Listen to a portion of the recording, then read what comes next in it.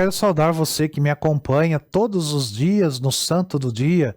Hoje, o dia 11 de junho, a igreja celebra a festa do apóstolo São Barnabé.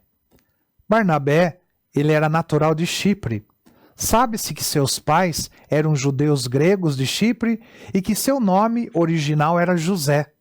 Era descendente da tribo de Levi e sobrinho de Maria, a mãe de João Marcos, autor do segundo evangelho. Portanto, Barnabé, ele era primo de São Marcos. Sabemos que Marcos era discípulo de Pedro. Essa proximidade com os apóstolos e evangelistas certamente influenciou a vida de Barnabé. O evangelista Lucas menciona Barnabé como um homem bom. Ele possuía uma área de terras na ilha de Chipre, porém, depois de sua adesão total a Jesus Cristo, ele vendeu tudo e entregou o dinheiro aos líderes da igreja em Jerusalém. Por causa disso, os apóstolos lhe deram um nome novo, Barnabé. São Lucas, em Atos dos Apóstolos 4,36, dá o significado do nome Barnabé, que significa filho da consolação ou filho da exortação.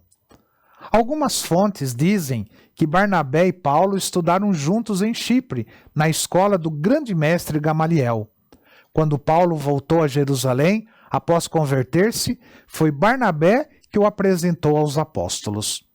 Um detalhe do livro dos Atos dos Apóstolos muitas vezes passa despercebido. Barnabé é citado antes de Paulo quando a dupla é mencionada. Barnabé e Paulo, diz os Atos dos Apóstolos. Ambos são denominados apóstolos. Esse detalhe mostra a importância de Barnabé no início do cristianismo. Além disso, Barnabé é mencionado entre os 72 discípulos enviados pelo próprio Jesus a pregar pela Palestina.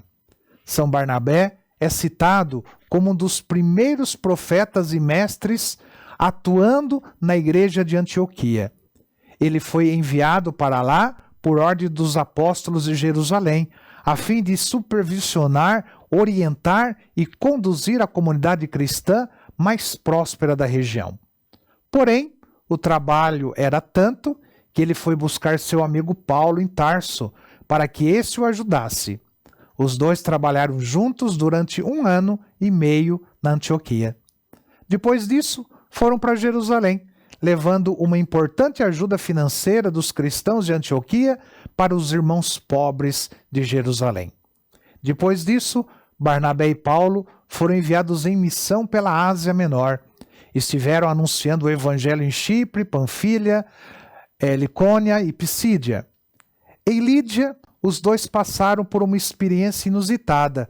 Por causa do dom da palavra e dos milagres, começaram a ser considerados como 2 deuses gregos, Hermes Paulo e Zeus Barnabé.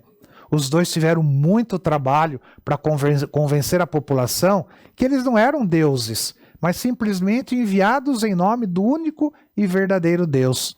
Barnabé e Paulo estiveram presentes na reunião dos apóstolos, que ficou conhecida como Concílio de Jerusalém.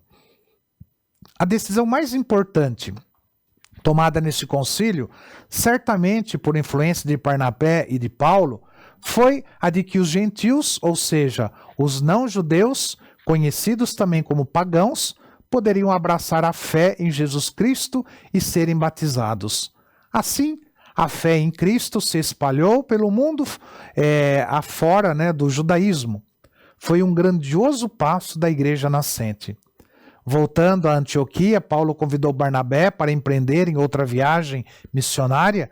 Barnabé quis levar seu primo Marcos, Paulo, porém, não concordou. Por isso, Barnabé e Paulo se separaram e seguiram rotas geográficas diferentes. Barnabé e Marcos foram anunciar o evangelho na ilha de Chipre, como nós vemos no Atos dos Apóstolos, no capítulo 15. Relatos indicam que São Barnabé tenha sido morto em Salamina, em Chipre, por judeus. Esses não suportaram o grande sucesso de Barnabé, que ele alcançou entre os judeus, prenderam-no e depois o apedrejaram. Marcos, seu primo, evangelista, sepultou o corpo numa caverna. Séculos mais tarde, Em 488, suas relíquias foram encontradas e um mosteiro foi construído em sua homenagem em Salamina. Por isso, São Barnabé passou a ser venerado como o padroeiro de Chipre. São Barnabé, rogai por nós. Que o Senhor te abençoe, em nome do Pai, do Filho e do Espírito Santo. Amém.